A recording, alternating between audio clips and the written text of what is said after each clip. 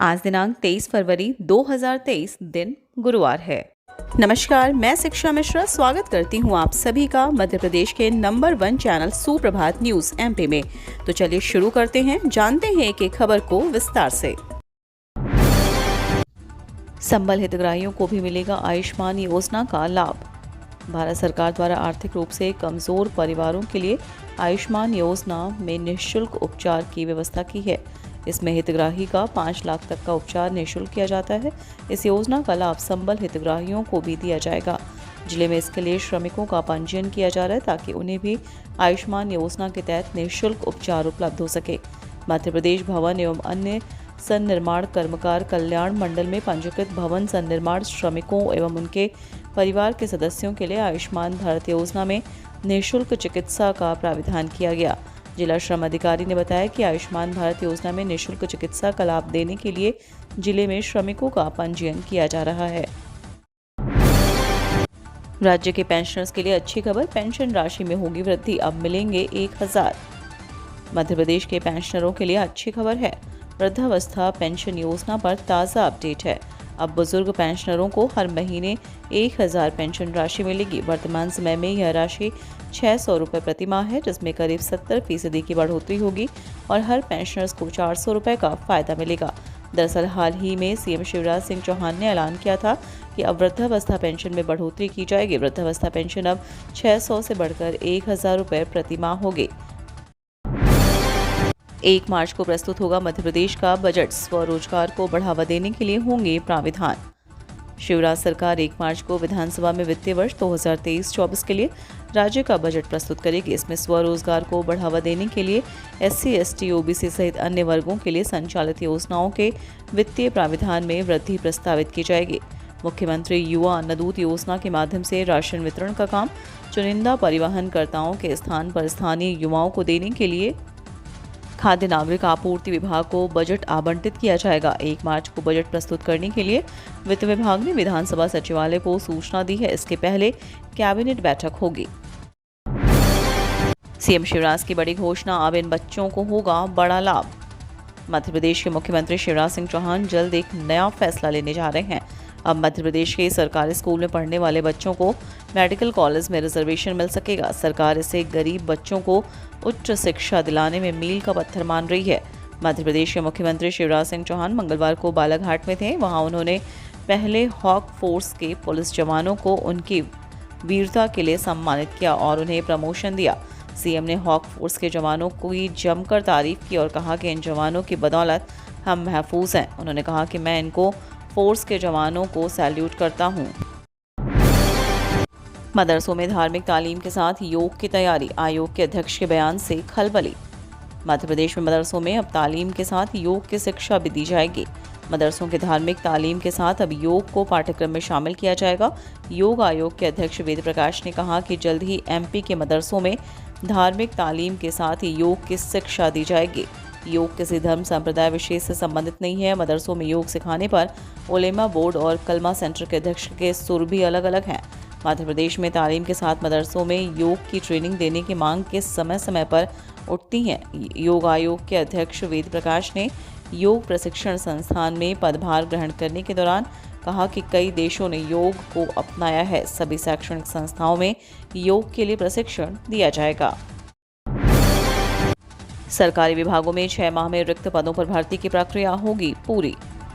मध्य प्रदेश के विभिन्न सरकारी विभागों में रिक्त पदों पर भर्ती की प्रक्रिया 6 माह में पूरी की जाएगी।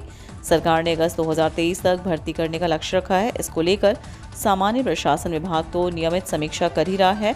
अब मुख्यमंत्री शिवराज सिंह चौहान भी विभागीय अधिकारियों के साथ बैठक करेंगे।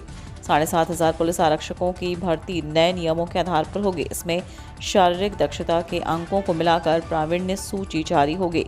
सरकार ने राज्य, संभाग और जिला स्तरीय संवर्ग के रिक्त पदों की जानकारी मांगकर भर्ती प्रक्रिया प्रारंभ करने का निर्णय लिया था। राज्य लोक सेवा आयोग और कर्मचारी चयन मंडल ने भर्ती प्रक्रिया शुरू भी कर दी है। मध्य प्रदेश से हज यात्रा पर जाएंगे करीब 5000 लोग। 10 मार्च तक भरे जाएंगे आवेदन। इस वर्ष प्रदेश से करीब 5000 लोग हज यात्रा पर जाएंगे। इसके लिए 10 फरवरी से आवेदन भरे जा रहे हैं। 10 मार्च तक आवेदन भरे जाएंगे। भोपाल व इंदौर से हज यात्रा के लिए सीधी फ्लाइट शुरू होंगी।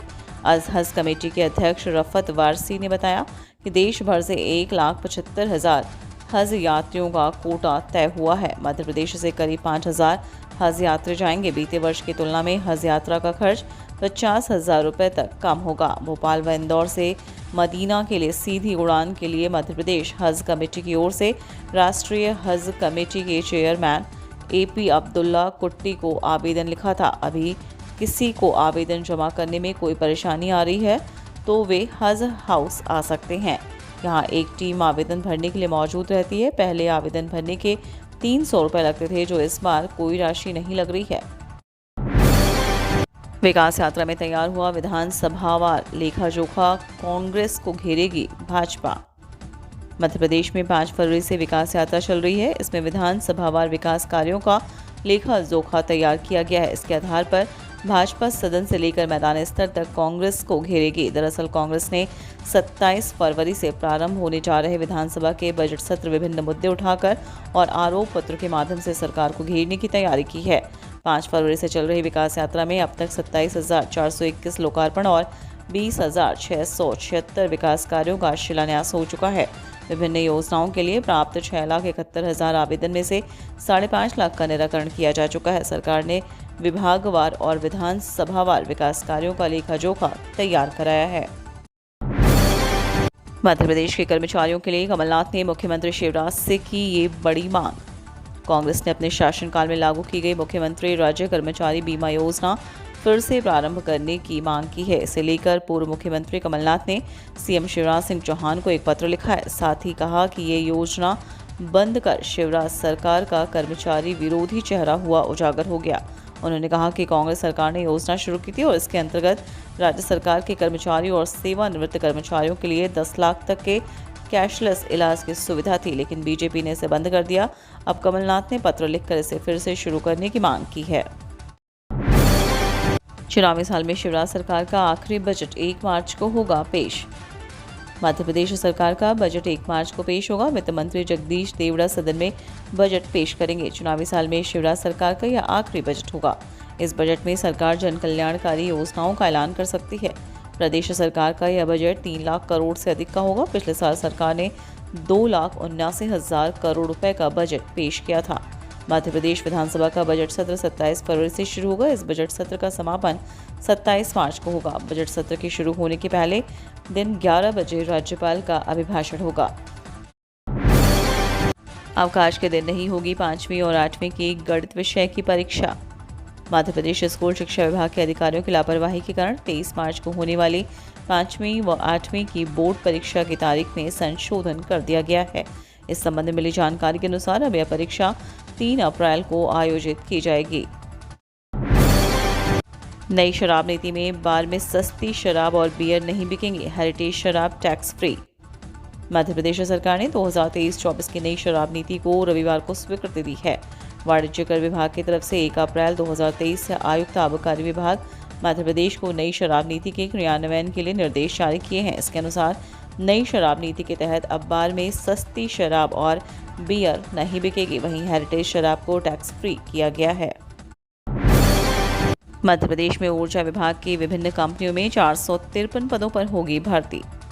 मध्य प्रदेश में बेरोजगार युवाओं के लिए अच्छी खबर है। अब मध्य प्रदेश में ऊर्जा विभाग की विभिन्न कंपनियों में 453 पदों पर भर्ती की जाएगी। इसके लिए 21 फरवरी को विज्ञापन जारी किया जाएगा। मध्य प्रदेश के ऊर्जा मंत्री प्रद्युम्न सिंह तोमर ने इस संबंध में जानकारी देते हुए बताया कि युवाओं को रोजगार देने और बिजली कंपनियों के कार्यों के सुचारू संचालन के लिए यह भर्ती की जा रही है। इसमें सहायक यंत्री, कनिष्ठ यंत्री के पद शामिल हैं।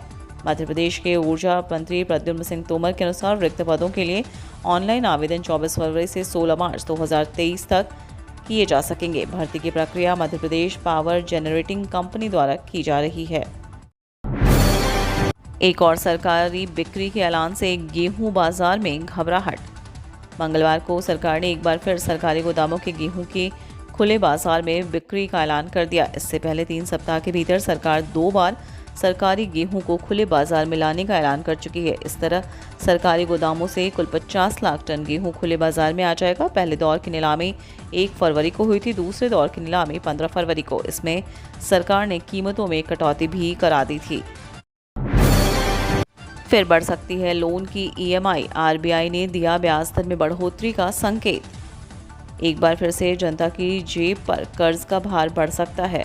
इसके चलते लोन की किश्तें फिर से महंगी हो सकती हैं।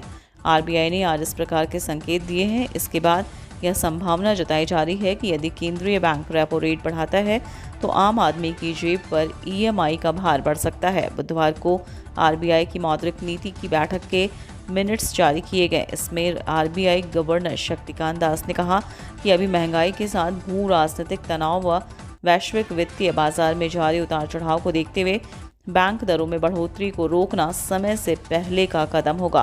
पिछली बैठक में 6 सदस्य एमपीसी के 4 सदस्यों ने रेपो रेट में वृद्धि, जबकि 2 ने इसके खिलाफ वोट दिया था। जो सदस्य रेपो रेट बढ़ाने के पक्ष में नहीं थे उनमें जयंत आर वर्मा और आशिमा गोयल शामिल थे।